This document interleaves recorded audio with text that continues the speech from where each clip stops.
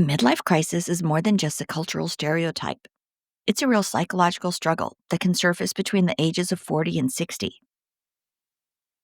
Often triggered by aging, loss, or unmet expectations, it can actually lead individuals to question their identity, make impulsive choices, or abruptly abandon long term commitments.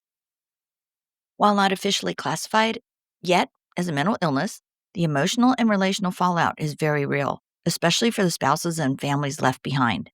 This podcast gives voice to those living through the aftermath, exposing the hidden pain, and seeking accountability, healing, and understanding. Thank you for joining us today on MLC Bomb Drop and Beyond.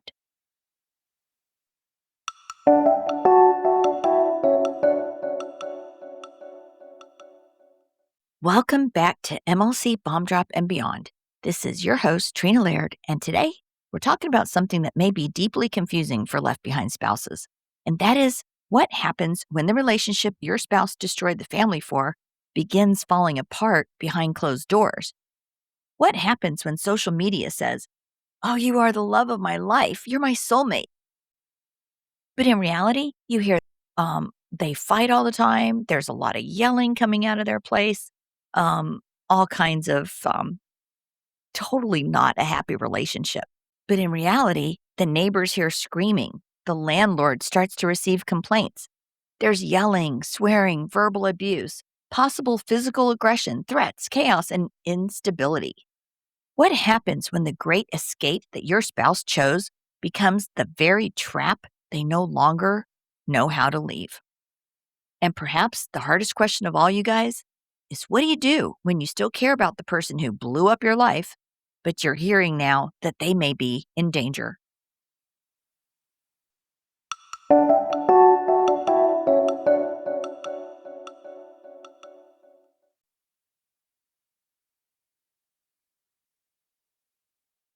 This episode is about recognizing dangerous relationship dynamics, understanding why someone may stay in a destructive situation, and helping the left behind spouse remain compassionate, but without being pulled back into the blast radius. And as always, if someone appears to be in immediate physical danger, or if there's a credible and immediate threat of self harm or violence, please contact emergency services or the appropriate crisis professionals.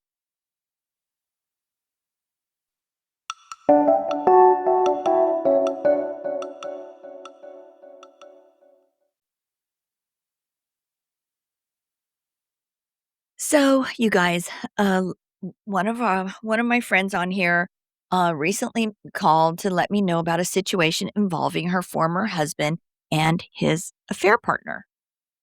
It's been about 3 or 4 years since the bomb drop.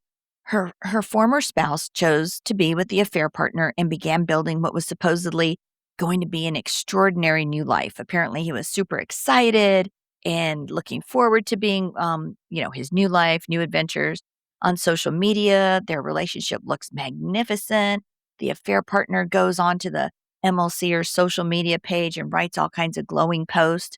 She calls herself the love of his life and describes their relationship as special, deep, passionate, and meant to be.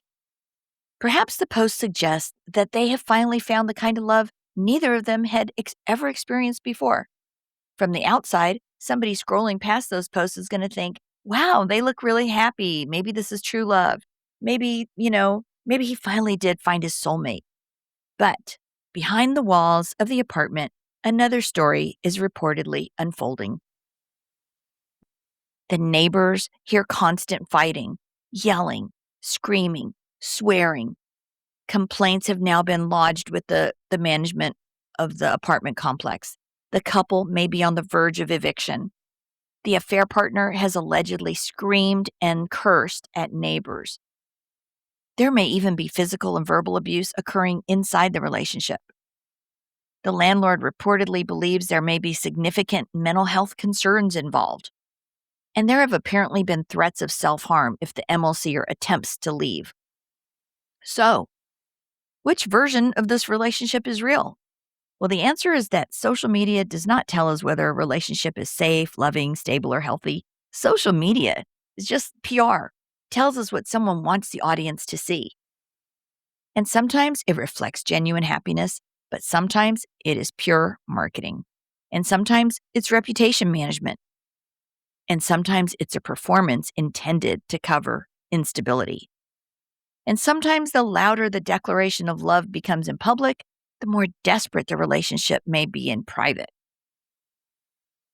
And you guys know there's an important difference between the relationship being advertised and the relationship being lived in reality. The advertised relationship may contain words such as soulmate, destiny, twin flame, once in a lifetime love, unbreakable bond, best friend, their forever person. But the real relationship, the real one, it may be built with fear, control, threats, jealousy, surveillance, emotional volatility, verbal degradation, property damage, physical aggression, financial dependence, and isolation. And the fear that attempting to leave will trigger a catastrophe. A relationship can be intensely passionate and still be profoundly unhealthy. Because you guys, intensity is not intimacy.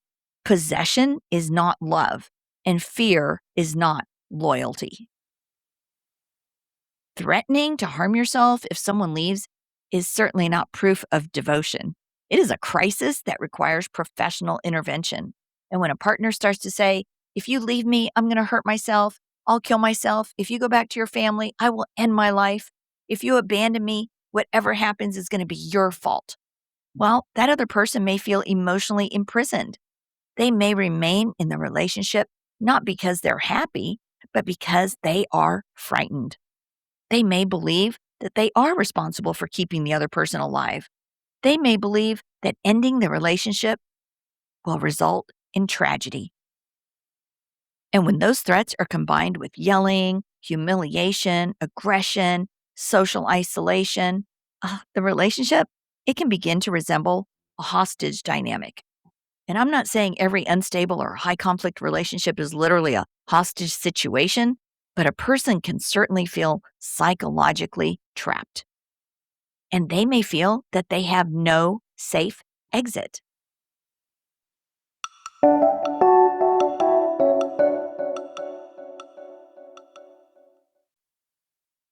So my friend called and asked, well, if it's really as bad as people are saying it is, why doesn't he leave? Well, yeah, that's a reasonable question, right? But people remain in destructive relationships for many complicated reasons. First, like I said, there may be genuine fear. If there's been threats of self-harm, violence, retaliation, blackmail, public humiliation, legal accusations, or revenge, your MLC spouse may be afraid of what will happen if he leaves.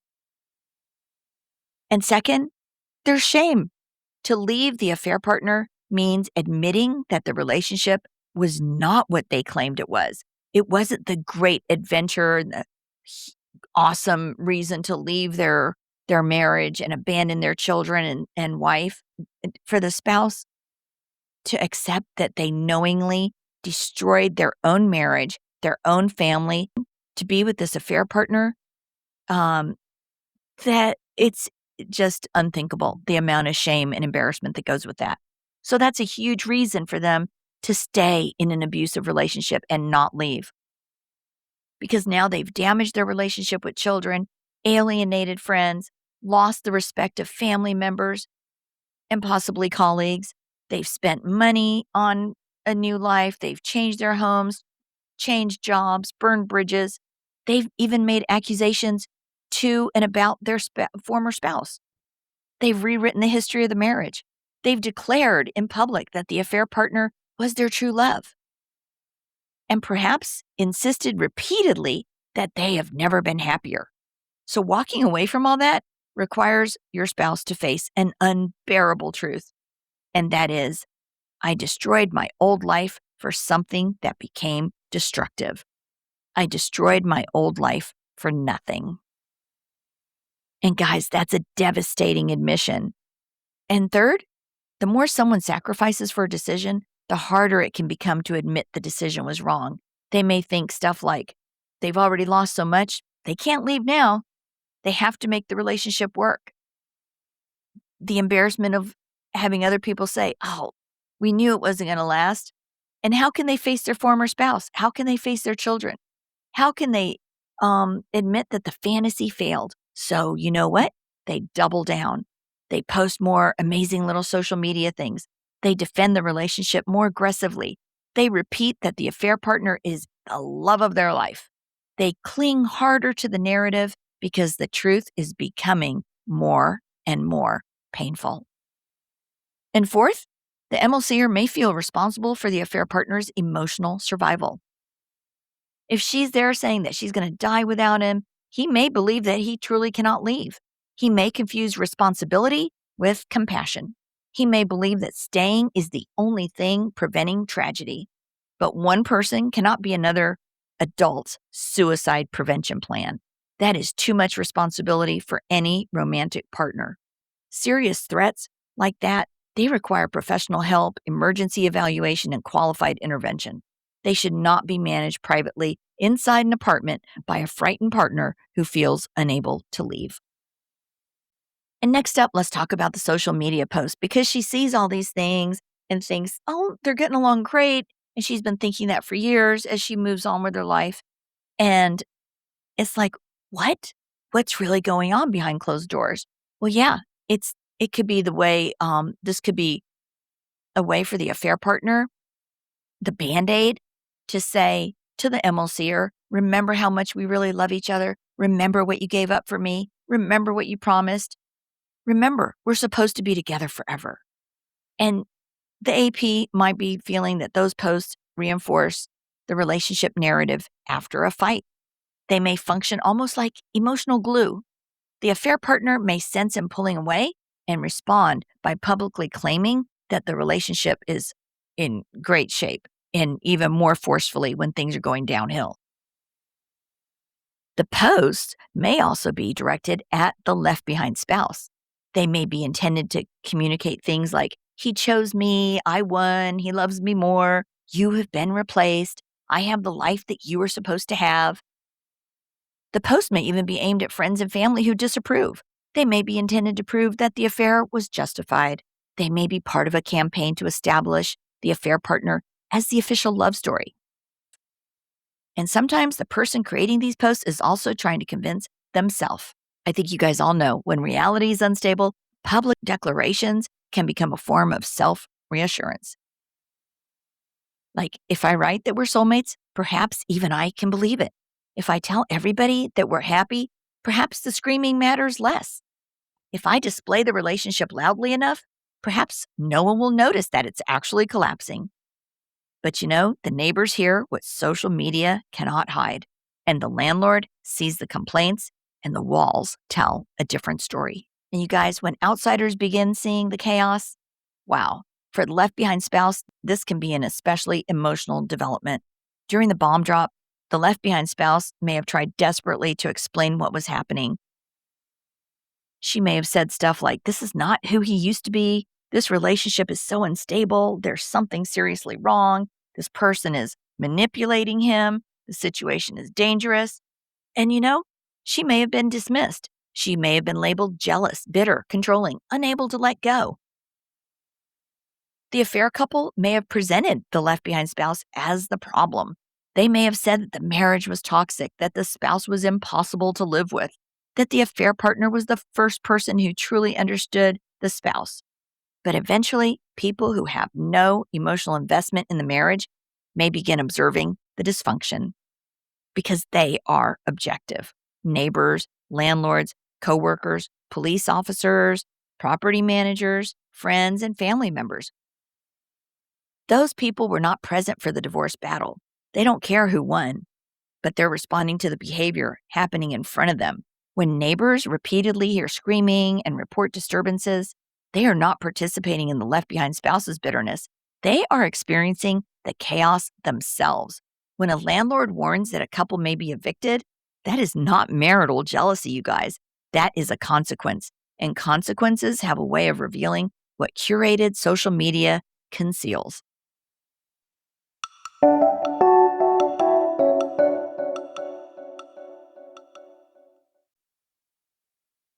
Before we get back to today's episode, I want to tell you about something that's very close to my heart.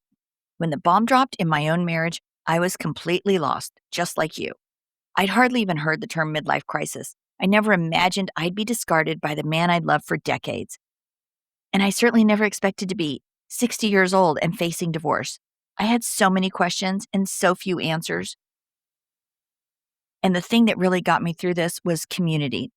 So many resources out there, you guys. And that's why I created even one more. And that's the MLC Bomb Drop community.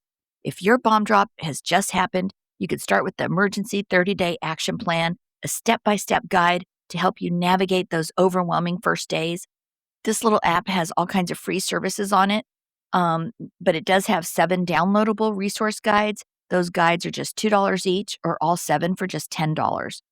And if you need someone to talk to at 2 o'clock in the morning, 3 o'clock in the morning, your personal AI support companion is available 24 hours a day. Simply type what's on your heart and receive thoughtful, caring responses whenever you need them, absolutely free. You'll also have access to an AI journal to help you process your emotions, an AI search feature to quickly find answers to your questions. I built this community because I never want anyone to feel as alone as I did. Visit community.mlcbombdrop.com to learn more. Again, that's community.mlcbombdrop.com. You may have been left behind, but you are not alone. There is hope. We are all in this together. There is healing, and there truly is life after the blast. Now, back to our episode.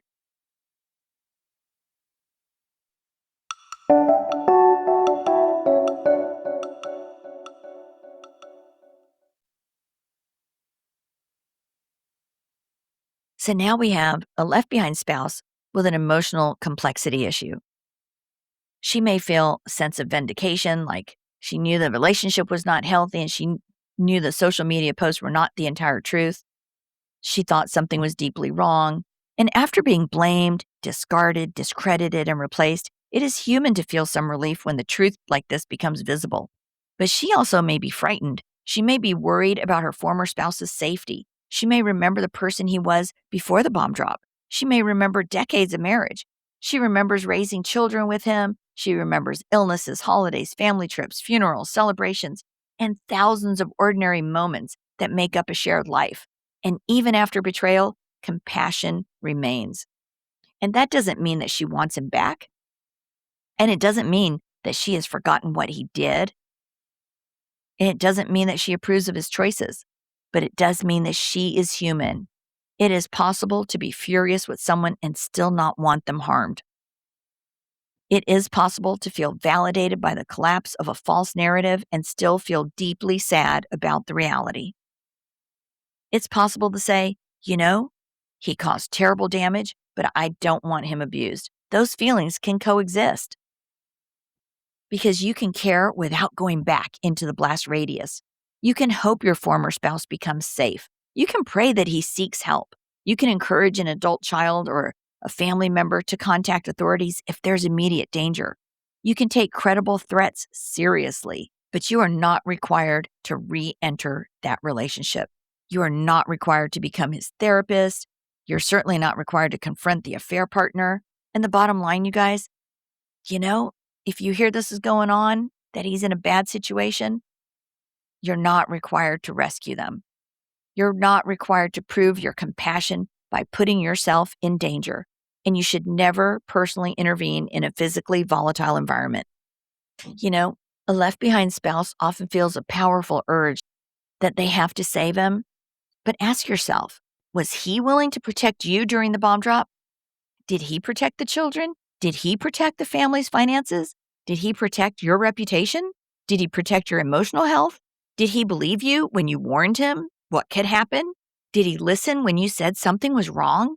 Did he choose the relationship despite all the red flags?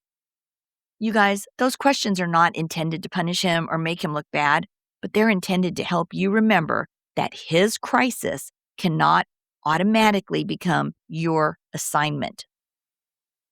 Many left behind spouses have been rescuers throughout the marriage, handling the bills, smoothing over conflicts, protecting the children, supporting the career, explaining away bad behavior, carrying the emotional load. And when the spouse entered crisis, the left behind spouse may have tried to rescue him from that too. She may have researched midlife crisis, found therapists, read books, sent articles, begged, reasoned. She reminded him of the family. She tried to help him see the affair partner clearly, objectively. She tried to stop the bomb from exploding, but none of it worked. And now, years later, she hears that he may be suffering. And that's what causes the rescuer inside of her to wake up and think, gosh, maybe this is when he needs me. Maybe I'm the only person who truly understands him. Maybe I can help him escape from this horrible situation he's gotten himself into. Maybe he's waiting for someone to offer him a way out. The MLCer may even begin using you now for emotional support while continuing his affair relationship. He may be calling you after fights, confiding in you, telling you how terrible things are. He may ask for money. He may ask for a place to stay. He may seek comfort and then return to the affair partner. And you guys, this reopens the original wound, usually much worse than the original bomb drop. And this is where the left behind spouse can become the emotional emergency room while the affair partner remains the chosen relationship. And that is not healing. That is triangulation. And it places the left behind spouse back inside the same destructive system. So like I told my friend, you are not the emergency exit from the life he chose. You are not a hotel. You're not a crisis counselor. You're not a secret phone line. And you're not a backup spouse. You are not a hiding place after every explosive fight that he has. You're not responsible for stabilizing the consequences of his decisions. If he genuinely wants to leave an abusive situation, there are appropriate resources. Domestic violence services are not only for women. There's even a lot of podcasts and support out there now for men who are being abused by women. It is epidemic, you guys. Men can also experience coercive control, emotional abuse, stalking, physical violence, and psychological entrapment like her husband. But he's a big guy. He can go contact a therapist, an attorney, a domestic violence organization. He can call a crisis line. He can talk to trusted family members or law enforcement. And yeah, he may need a carefully planned exit, especially if threats or violence are involved. But that plan should not depend entirely on the former spouse that he betrayed. And then she's concerned about the self-harm angle. Yeah, threats of self-harm are serious. They should never be ignored, but they also should not be managed solely by a romantic partner. And if somebody is out there saying, I'll kill myself if you leave, that person needs professional evaluation. That is a huge red flag, you guys. The proper response is not, well, then I guess I can never leave you. The proper response is more like, I'm going to take this seriously and I'm going to contact people that are qualified to help you. Don't be intimidated and controlled by their red flags. The person making the threat may be in genuine distress. Their threat may also function as coercion, which is now illegal in many states and countries. So take the threat seriously, but involve professionals. And what we do not do is agree that one adult must remain in a relationship forever to prevent another adult from harming themselves. This is an impossible burden.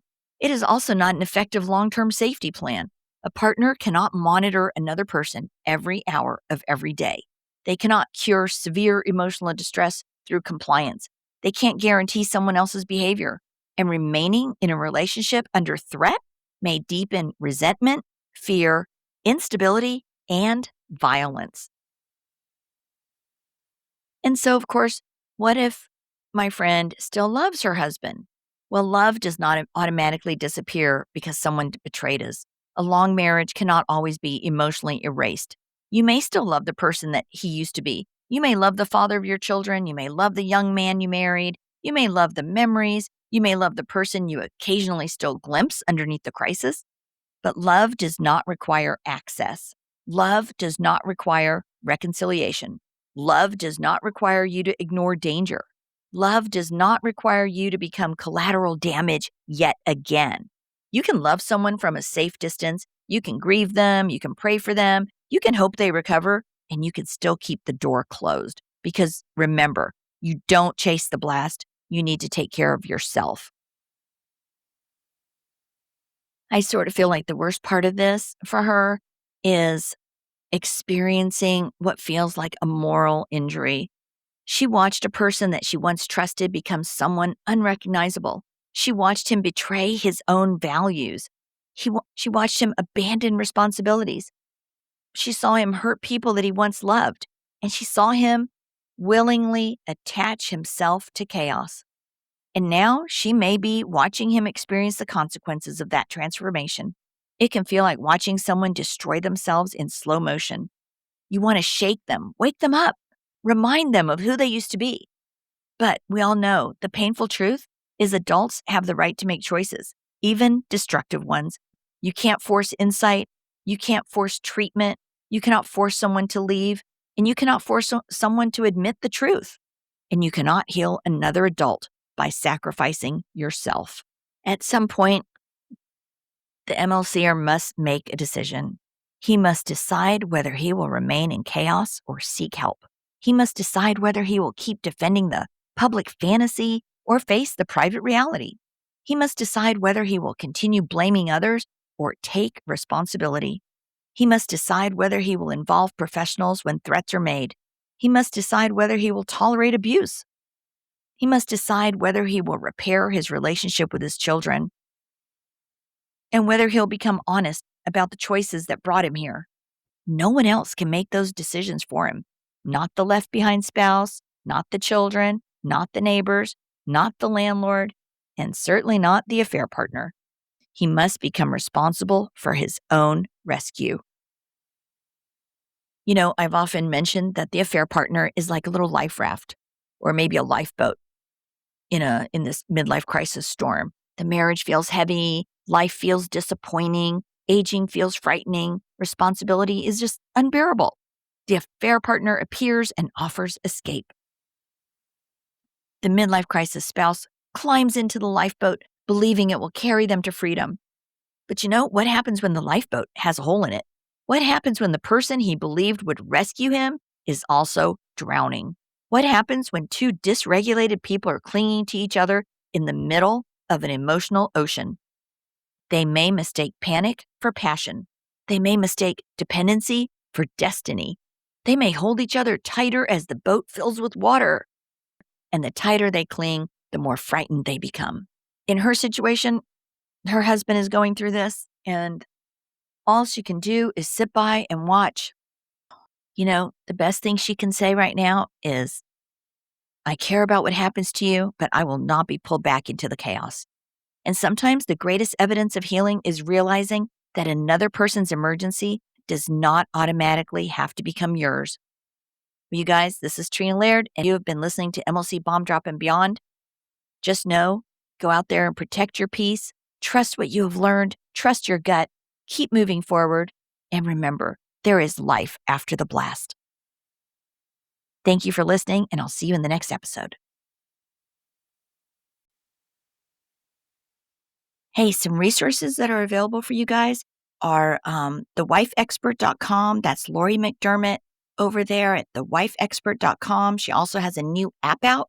There's tons of videos that can give you all kinds of information on no matter where you are on your MLC journey or trying to reconcile with your spouse. So check out thewifeexpert.com. And if you're not sure if your spouse or yourself is in maybe approaching or in a midlife crisis, be sure to check out Kenda Root's quiz at midlifecrisismarriageadvocate.com. Again, that's a midlifecrisismarriageadvocate.com. That's a quick little 2-minute quiz. It's free. So check that out as well. We have a ton of resources out there for you guys. So check them out. Thanks. Hey guys, this is Trina, and I want to take a moment to speak directly to anyone who didn't choose the collapse, but is living with the aftermath. When a spouse enters midlife crisis, the damage doesn't unfold slowly. It happens like an explosion. One day you're living a shared life with your best friend, and the next moment, that person that you have trusted and loved for so many years has emotionally disappeared almost overnight, rewriting history, minimizing the damage, and running from the very family they helped build.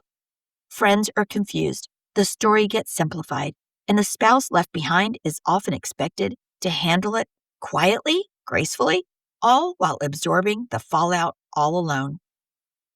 After the bomb drop, a survival guide for the left behind spouse was written for you. This book doesn't offer platitudes or false hope. It names what others avoid.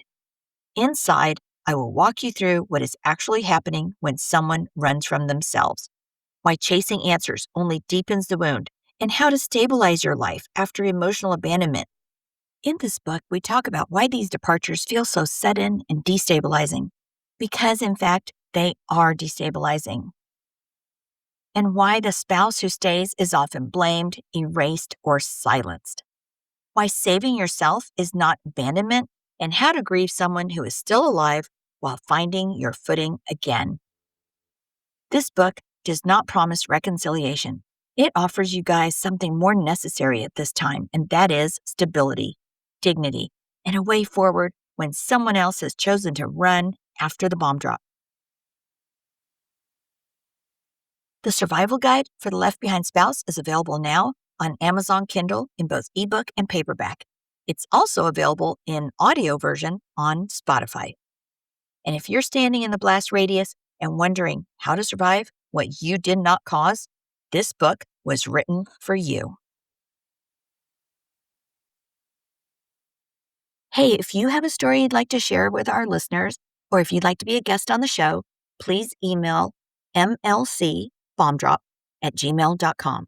Again, that's mlcbombdrop@gmail.com. All right. Thanks for listening. We'll see you soon. The stories and events discussed in this podcast are for informational and entertainment purposes only and should not be considered legal, medical, or professional advice. Any names, locations, or identifying details have been changed to protect privacy. Any similarities to actual persons, living or dead, or real events are purely coincidental. The information presented on this podcast is for informational purposes only and should not be considered as professional advice. Always consult with a qualified expert regarding any decisions related to your specific situation. The views expressed by guests are their own and do not necessarily reflect the opinions of the host or the podcast creators.